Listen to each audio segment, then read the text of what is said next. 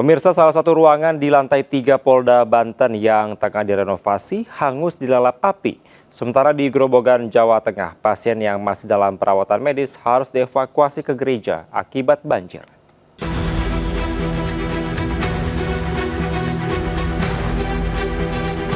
Api melalap ruang staf lantai 3 gedung Polda Banten yang tengah dalam tahap renovasi di Serang, Banten. Bahkan kepulan asap sempat terlihat dari lapangan apel Mapolda Banten. Sejumlah petugas mengamankan barang-barang agar tidak ikut hangus terbakar. Api bisa dipadamkan 1 jam setelah tim damkar menerjunkan 5 truk dari Kota Serang dan Kabupaten Serang serta 1 mobil pemadam kebakaran milik Polda Banten. Hingga kini polisi masih menginventaris, mendalami barang-barang yang terbakar serta mencari penyebab pasti asal api. Selain itu, tim laboratorium Polda Banten juga mendalami kebakaran ini apakah ada unsur kesengajaan atau tidak. Dari saksi melihat tadi kurang lebih 21.40 ya, api sudah berhasil dipadamkan 22.20. Tadi di lantai 3. Alhamdulillah bisa diatasi ya. Dukungan dari Samapta, pemadam kebakaran kita, Samapta sama Damkar Kota Serang. Pihak Polda Banten berharap tidak ada dokumen penting yang terbakar sehingga tidak ada pihak yang dirugikan.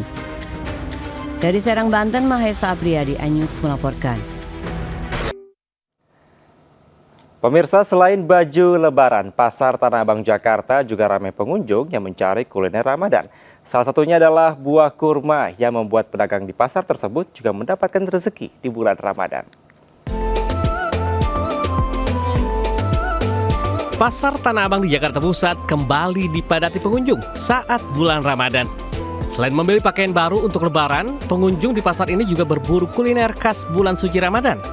Salah satunya adalah si hitam manis, buah kurma.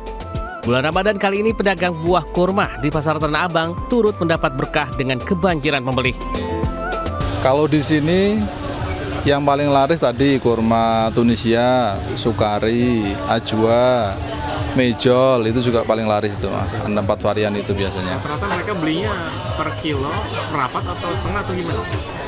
Paling banyak sih ya sekitar 60% orang kiloan kayak gitu. Kan soalnya buat keluarga. Ada yang kayak orang buat punya karyawan, belinya kardusan gitu, yang 10 kilo, yang 5 kilo kayak gitu.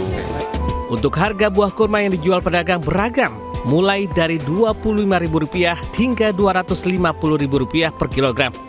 Tidak hanya itu, pembeli juga bisa memborong beragam makanan impor dari Timur Tengah lainnya, seperti permen atau coklat yang biasa dijadikan oleh-oleh jemaah umroh atau haji. Dari Jakarta, Sahreza Zanski, Rama Robandona, iNews melaporkan. Ada momen menarik saat kunjungan Menteri Sosial Saifullah Yusuf atau Gus Ipul di Pendopo, Kabupaten Jombang, Jawa Timur. Mensos Gus Ipul menaiki mobil minibus dengan plat nomor polisi L1353 PRK yang bukan berplat merah. Namun diketahui plat nomor kendaraan yang dinaiki Gus Ipul diduga sudah kadaluarsa. Penemuan plat nomor yang diduga mati ini pun menjadi sorotan publik karena digunakan oleh pejabat tinggi negara.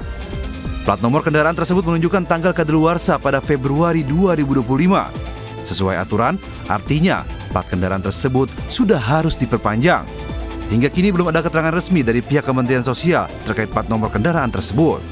Sebelumnya, Gus Ipul memberikan pengarahan kepada ratusan anggota pilar sosial yang selama ini mendampingi masyarakat menerima bantuan sosial dari pemerintah. Gus Ipul meminta untuk menuntaskan penanganan kemiskinan ekstrim tahun 2025. Para penerima bantuan sosial diberikan pendampingan agar tidak selamanya menjadi penerima atau naik kelas dengan dialihkan ke program lanjutan dengan diberikannya modal usaha. Dari Jombang, Jawa Timur, Muhtar Bagus melaporkan.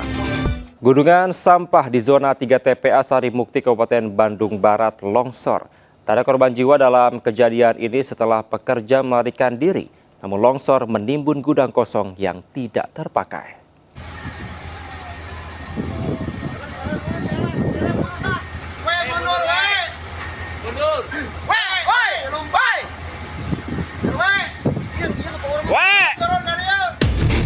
Detik-detik gunungan sampah di zona 3 TPA Sarimukti longsor terekam video amatir.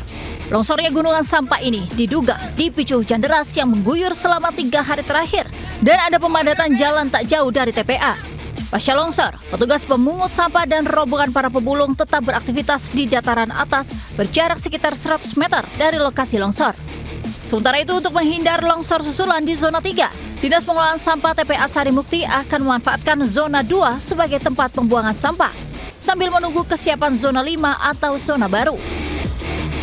Kita sebetulnya gini Pak, target kita itu zona 3 itu terakhir udah gitu Pak ya. Kita nggak akan kemana-mana lagi selain ke sini. Targetnya begitu, yang terakhir. Tapi karena kondisi longsor tadi kan saya khawatir kalau kita paksakan kan. Jadi kalau ini belum siap, saya akan gunakan zona 2 dulu. Pak, tapi kemarin nggak ada korban jiwa atau korban luka Pak? Nggak ada Pak. Nggak ada ya Pak? Jadi yang satu-satunya yang bangunan teruruk itu adalah bangunan bekas gudang kami yang memang sudah kosong. Zona pembuangan sampah TPA Sarimukti, Kecamatan Cipatat, Kabupaten Bandung Barat sudah kelebihan beban. Atau zona 5 seluas 6,3 hektar baru akan dioperasikan Mei mendatang. Dari Kabupaten Bandung Barat, Jawa Barat, Yuwono Wahyu, Ayus melaporkan.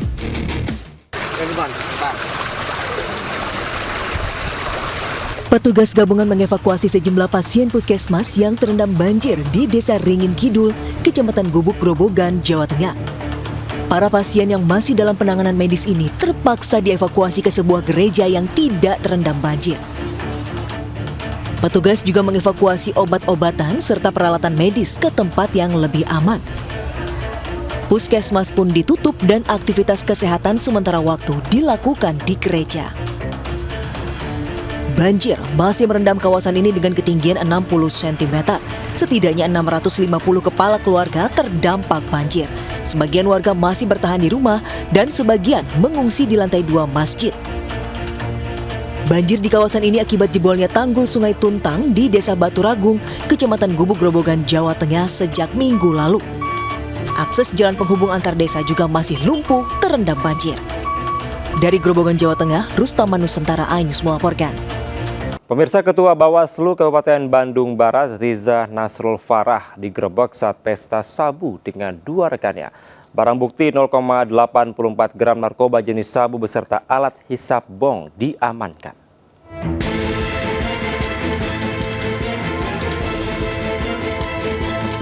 Ketua Bawaslu Kabupaten Bandung Barat, Riza Nasrul Farah Sopandi, diringkus jajaran Satuan Reserse Narkoba Polres Cimahi saat asik pesta narkoba jenis sabu di Desa Rancapanggung, Kecamatan Cililin, 5 Maret 2025. Riza diamankan bersama 2 rekannya. Polisi menyita barang bukti berupa 0,84 gram narkotika jenis sabu beserta alat hisap bong. Uangnya dari mana, patungan? Coba patungan dan memang juga memang tidak terencana. Ini kemudahan saya. Kasus terungkap usai sebelumnya 3 pengedar sabu tertangkap polisi. Sidik Permana, Alivia Nurfizal, dan Eka Kaila Saputra di Kampung Tanjung Sari, Desa Bongas, Cililin, Kabupaten Bandung Barat pada 5 Maret 2025. Sedang mengkonsumsi ya, maka kita temukan adanya barang bukti berupa bom. Jadi satu keluarga termasuk ada yang sedang kita akan cari ya. Para tersangka dijerat pasal Undang-Undang RI nomor 114 atau nomor 112 ayat 2 nomor 35 tahun 2009 tentang narkotika dengan hukuman pidana 5 tahun atau seumur hidup. Di Cimahi, Jawa Barat, Yuwono Wahyu, iNews melaporkan.